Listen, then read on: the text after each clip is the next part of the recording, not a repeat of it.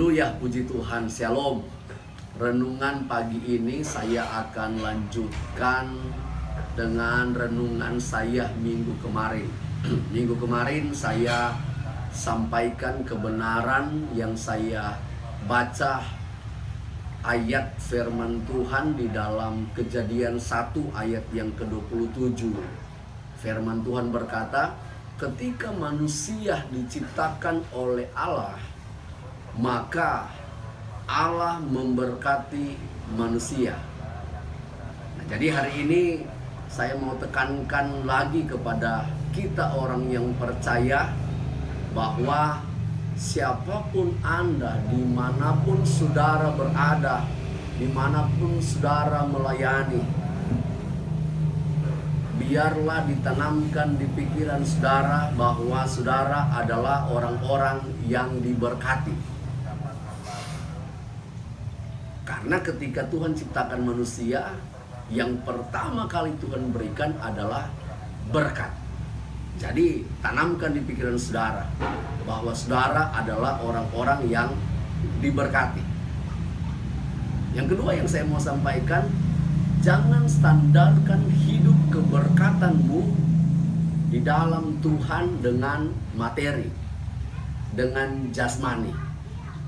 Jangan sampai kita berkata, karena tidak punya apa-apa makanya saya kurang diberkati atau tidak diberkati.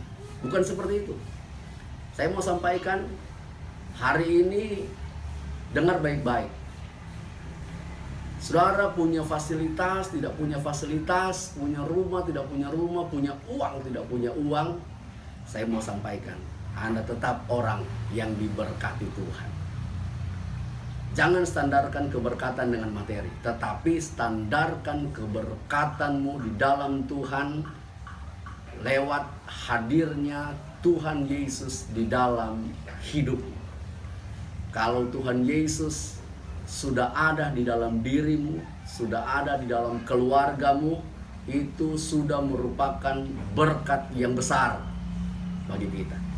Jadi bukan soal ukuran materi, bukan soal ukuran jasmani, bukan soal ukuran fasilitas, bukan. Tetapi ukurannya adalah hadirnya Yesus di dalam diri.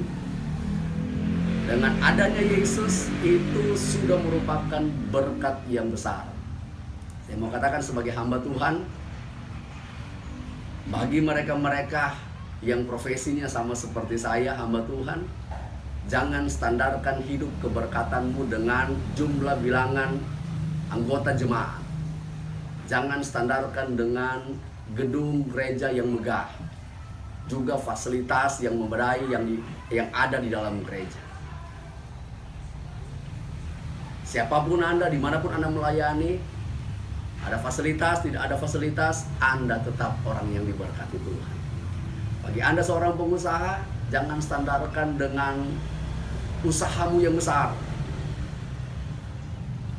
Sekalipun usaha kecil, tetapi kalau ada Yesus di dalam dirimu, di dalam usahamu, itu sudah merupakan berkat yang besar. Bagi karyawan, bagi pegawai, saya mau sampaikan, jangan standarkan dengan jabatan, dengan kedudukan posisimu di dalam perusahaan tersebut.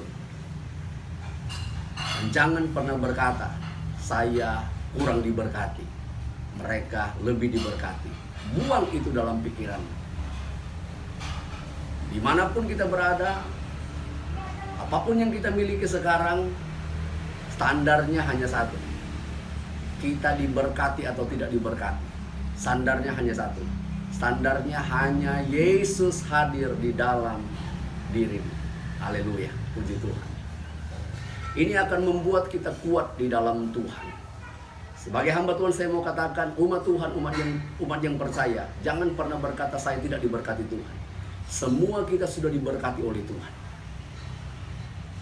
Berkatnya berbeda-beda.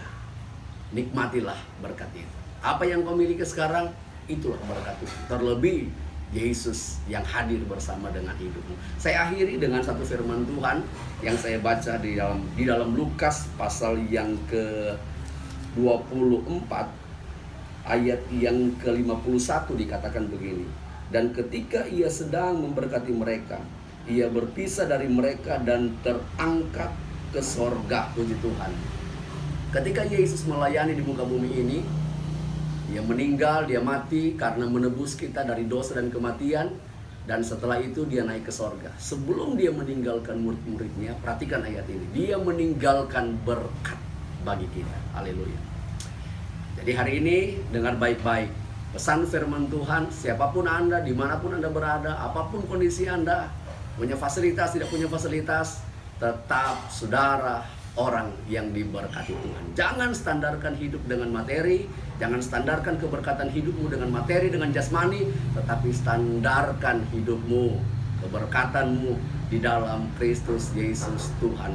Dengan adanya Yesus, cukuplah itu bagimu. Itu sudah merupakan berkat yang besar. Haleluya, puji Tuhan. Shalom, selamat beribadah. Tuhan Yesus memberkati.